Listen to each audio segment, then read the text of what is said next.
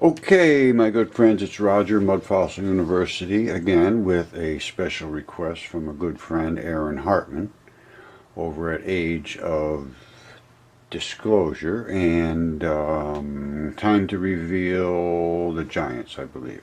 Now, I help Aaron and comment on things for him now and then because I do the chemistry part, and I have Mud Fossil University on YouTube, which you should come and subscribe to. It has all of the research, and it's very deep research, and there's no guesses there, and there's no guesses on my Mud Fossil research page on YouTube either. It's strictly research, so there's nothing there that, as a matter of fact, I only post research and then people can comment and challenge it. There's no actually posting there. Now Aaron has a whole different situation. He allows people to come in and look and think and do all the things that are required to think. I'm at a point where I cannot allow anything that's not 100% valid because I'm presenting it as true research.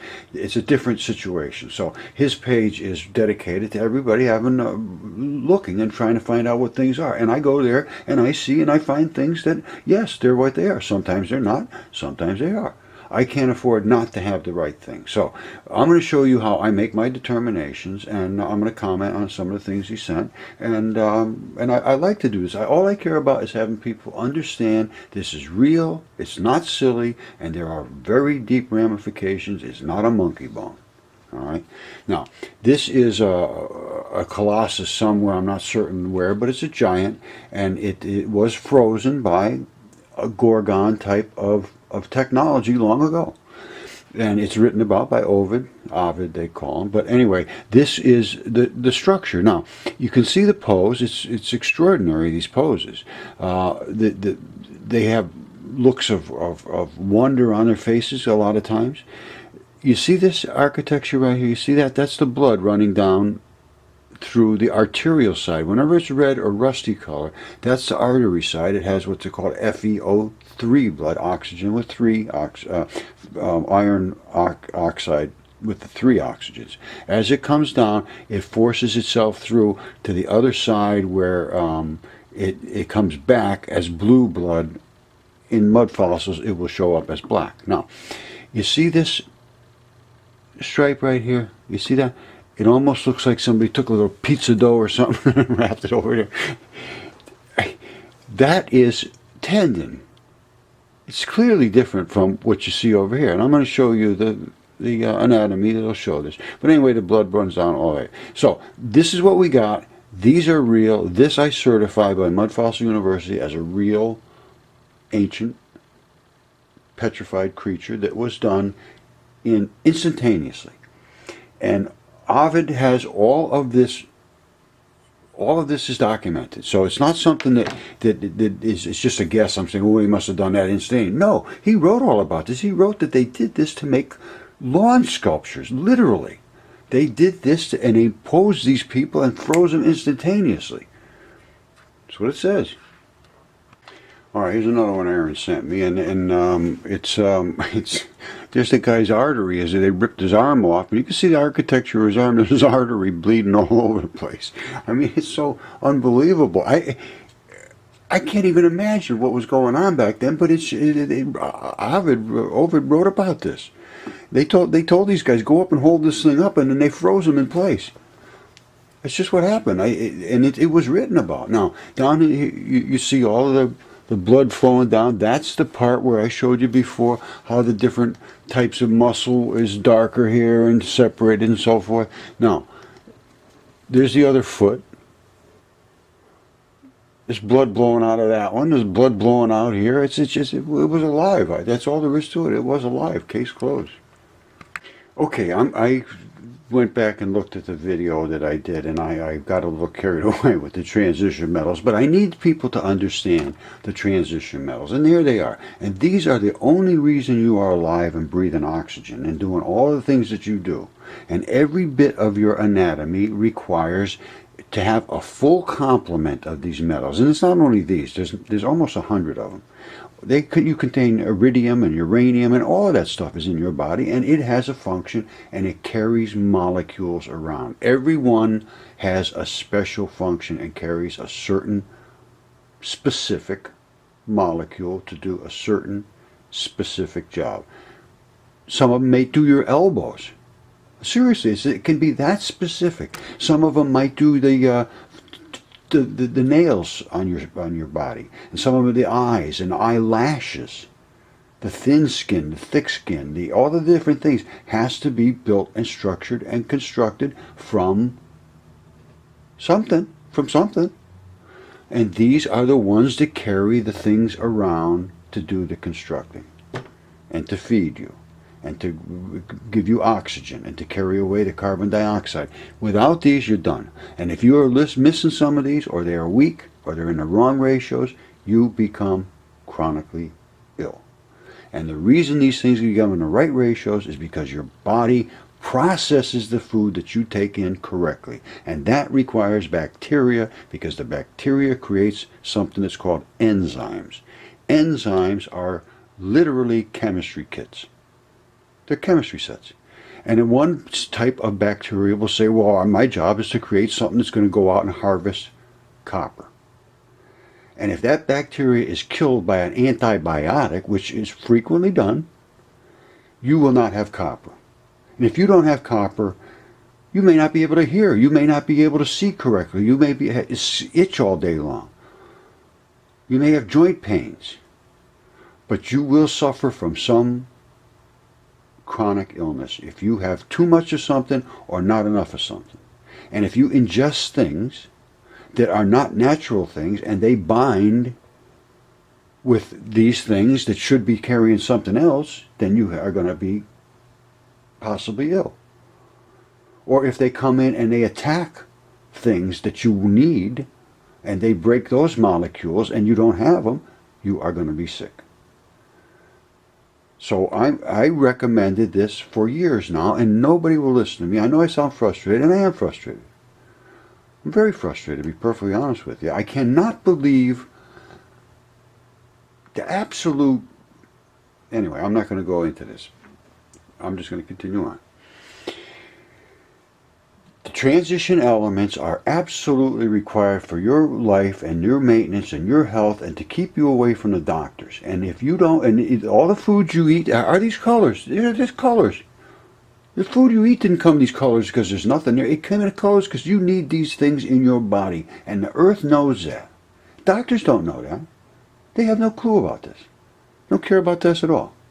I can't find anybody that has any care whatsoever about this. Now, it could be this is just incompetence, but I don't know. I have no idea why they don't care about what the natural system of your body is. And if you have these correct chemicals in you and these correct metals, they will deliver and pick up the things to make your body healthy. Case closed.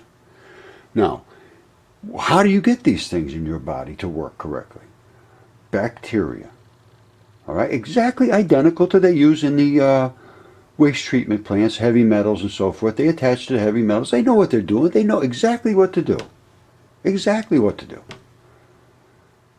But if you break them, or if you go in there with antibiotics and kill them all, and these all go home and you're going to be healthy, you just send somebody home with a death sentence. You send them home to be chronically ill.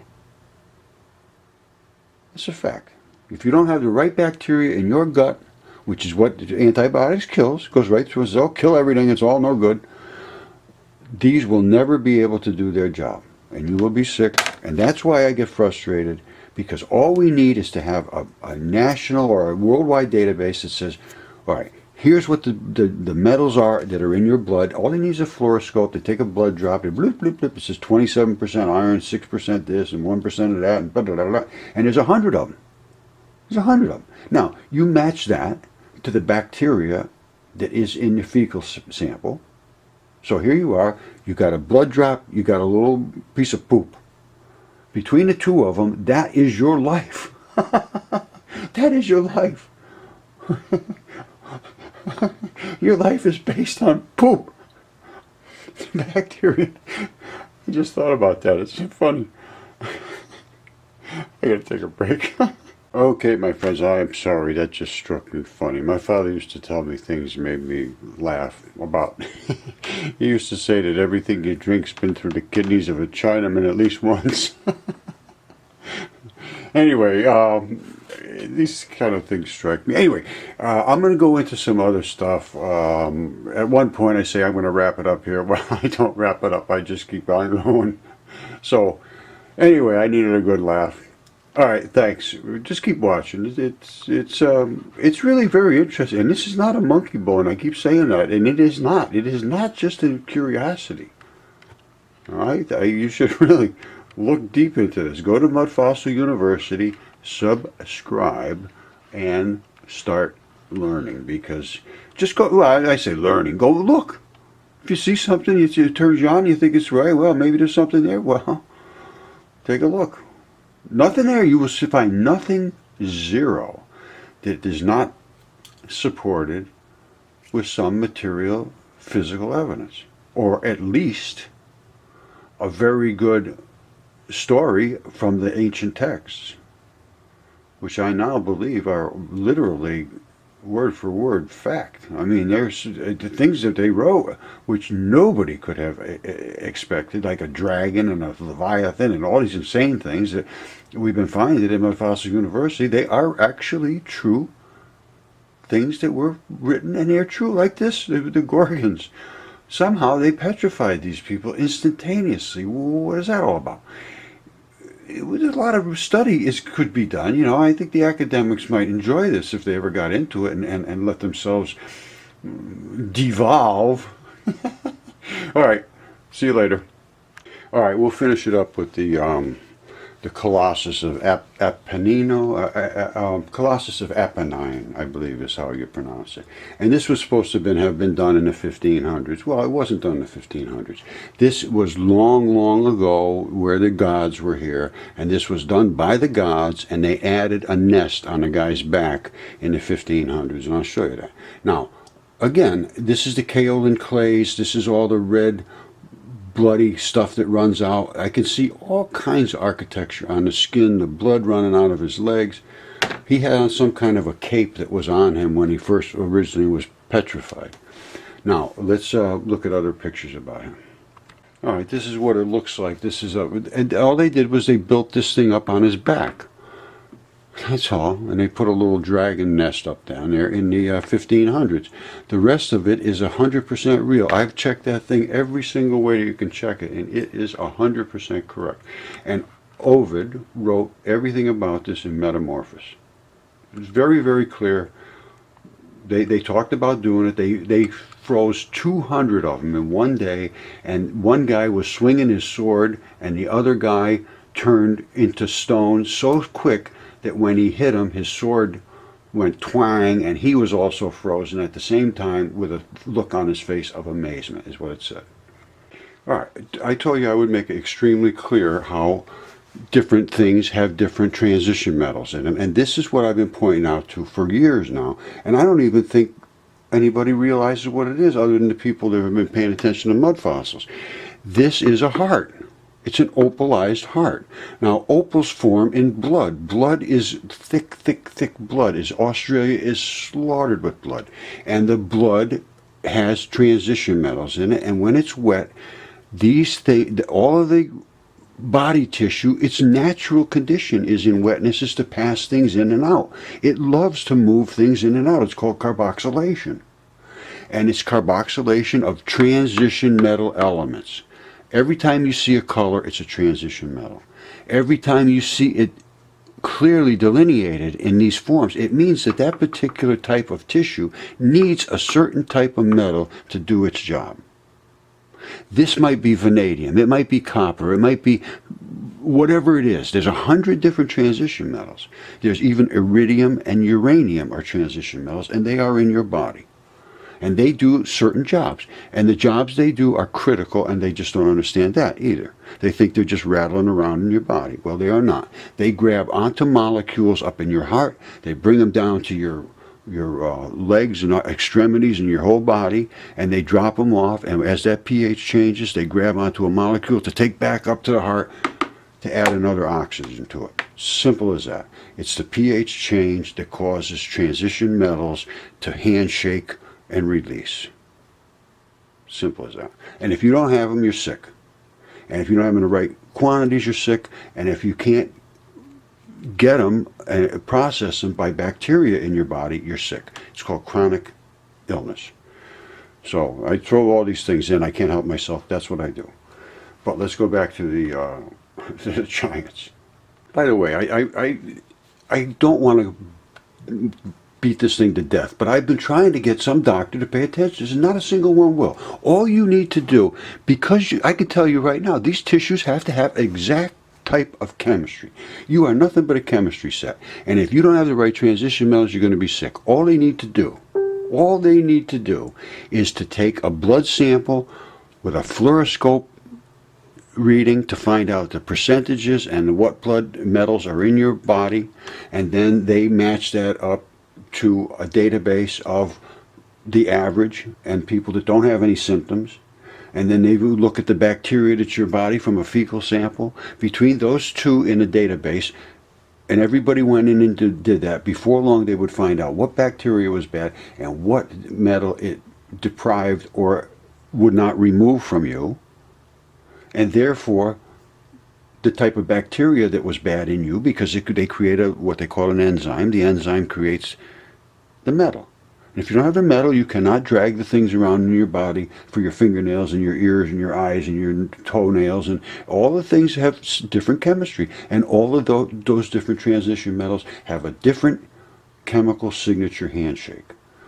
All right, I don't mean to get off on these tangents, but nobody ever listens to this stuff. They look at all these pictures and, oh, look at these giants, look at this and that. Well, there's so much more to this. In academia, it just treats it like I'm an idiot.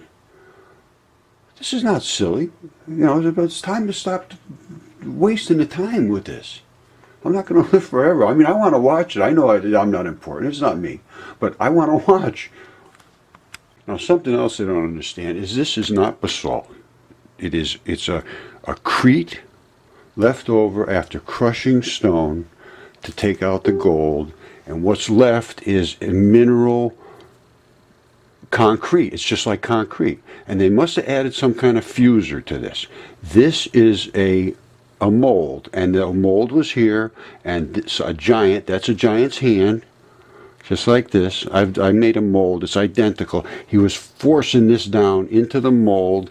He went out to have a couple cerveza. Came back, it was solid. Well, maybe more than a couple.